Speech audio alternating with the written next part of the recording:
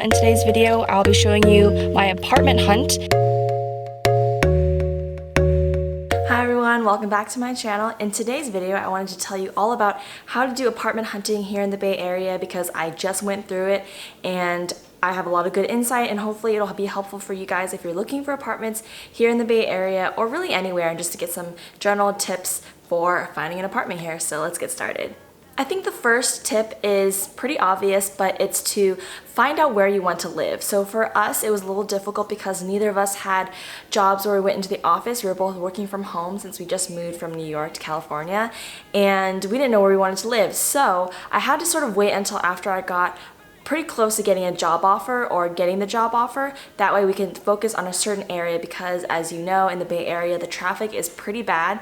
So if you live in one area but work in another area, public transportation isn't great, and if you're gonna drive, it might be difficult to get around. So for us, our main concern was to find somewhere where the commute wouldn't be that bad. If you don't have friends that live in the area, maybe check with other coworkers or people that you know to see where are good places to live that are reasonable but still a good distance. You may even want to just drive to those neighborhoods to get a feel for the area and check traffic time. So what I did was I looked on Google Maps, but also each morning and at night I would check at 9 a.m. and 6 p.m. to see how the traffic was going from one location to work and vice versa, just so I would know how much traffic I'd be sitting in. For me, I didn't want to have to spend more than 30 minutes in traffic. My next tip is to sign up for all of the different apartment and rental housing apps and websites. So the first is Zillow, there's also Zumper, Apartment List, and Craigslist. Zillow was by far my favorite, and I think it's because it pulls from all the other different listings, and so it has a pretty comprehensive database. You can filter through what you're interested in, how much you want to spend on rent, what types of apartments you're looking for, what area, how many bedrooms, baths, and then you can look at the pictures if they posted any information about the listing and who to contact to get more information. Zumper is very similar. You also fill in information of where you're interested in looking at. You're going to see some duplicates from Zillow, but they had a few extra that I didn't see on Zillow. Apartment List is a little bit different, where they actually have you take a quiz in the beginning about what you're interested in, what is important to you, how far you want to commute from, where you're commuting from, where you want to live, etc. And then it'll give you these matches that you can then filter through and say which ones you like. Craigslist is another option because some apartment complexes do post on Craigslist, or if you're looking for a room or a shared room, people post where they're looking for roommates. Obviously, be careful with Craigslist because there could be some scammers out there, so just make sure if you do visit an apartment, you bring someone with you. Be sure to sign up for alerts because that way you get emails every day in the morning and you don't have to constantly recheck these websites. I basically, after I set up my searches and my alerts, I didn't really actually have to go back to those websites to keep searching for new apartments because they would just pop up in my emails, and then I can check to see if it was something I was interested in.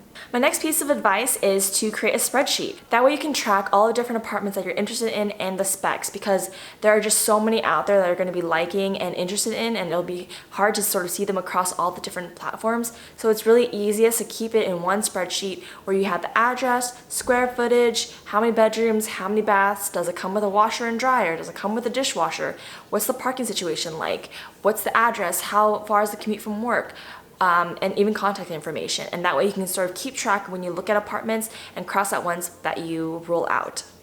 My next piece of advice is to actually call these people to make appointments, because a lot of the times on these websites you can message people or you can send them emails, but I found that most people did not respond via email or message, and it was easiest just to call. A lot of the times it's a call center and then they route you to the correct person, or it's the agent or the real estate agent directly, and then you can call to schedule an appointment to see the apartment. Honestly, it's easiest if you live in the area and you're free and you have a pretty flexible schedule. That way you can schedule showings, or sometimes they have open houses that are only available during certain times and days of the week.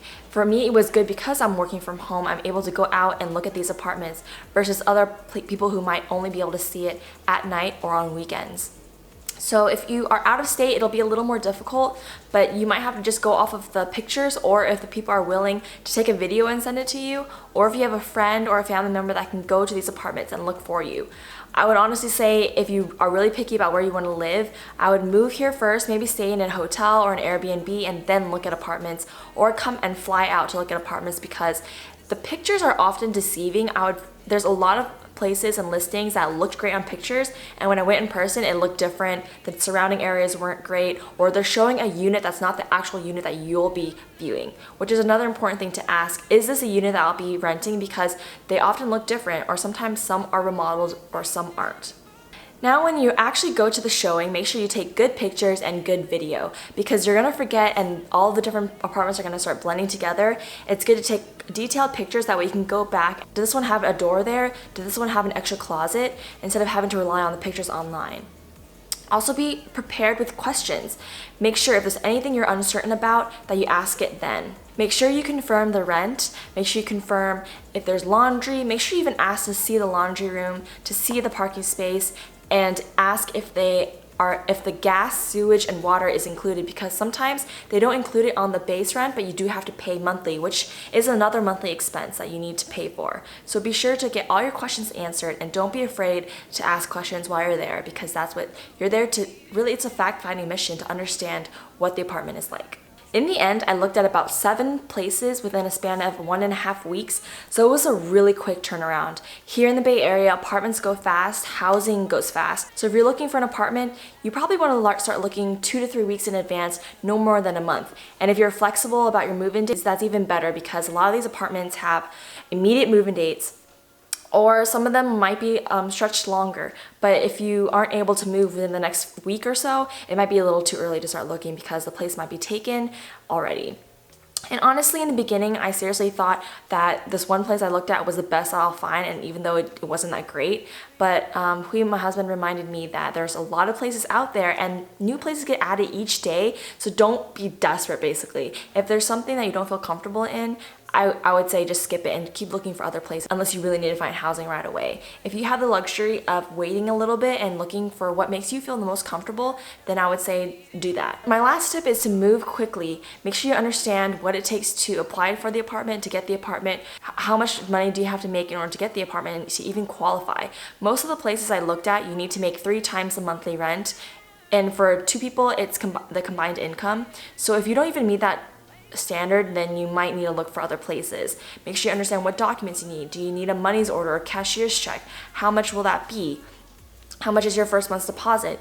Is there an application fee? A lot of these places have applications you file online, or a paper application that costs $35 to $40 per person, which is non-refundable. And that only gets you halfway there, because that is so you can apply for the apartment, and then you have to put a deposit down, usually to hold the apartment.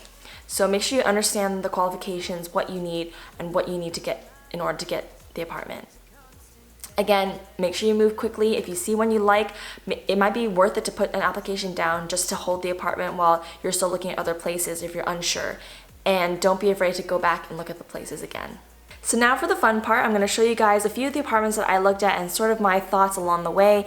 That way you can get an idea of what I was looking at, what I was dealing with, and how I liked to look at the apartments. So I hope you enjoy. In today's video, I'll be showing you my apartment hunt. We are looking for apartments here in the Bay Area. So I'll show you some of the potentials. So let's go. It was a little weird, the wood paneling.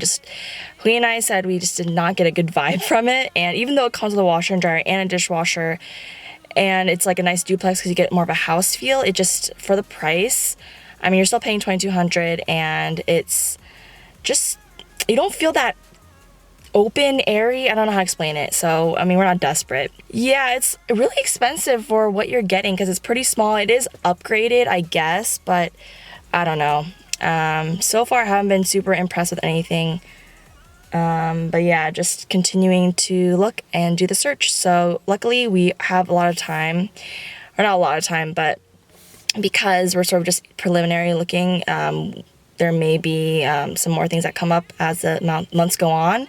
So yeah, just I have one more place I'm looking at today. You really have to come see these places because the pictures and the information online is sort of misleading. So this is really nice. I mean, inside it's pretty it's renovated well, but there's no assigned parking, so it's just free for all, which is not great. I mean, there's some carport spaces, but yeah, I don't think it's great. And there's no laundry, so for paying $22.50, even though you're in a nicer area maybe of the area, you don't get very much, and so I might have to cross this one off my list too. Not looking good so far. The apartment started getting better from here. This one was really nice. It was in a great neighborhood.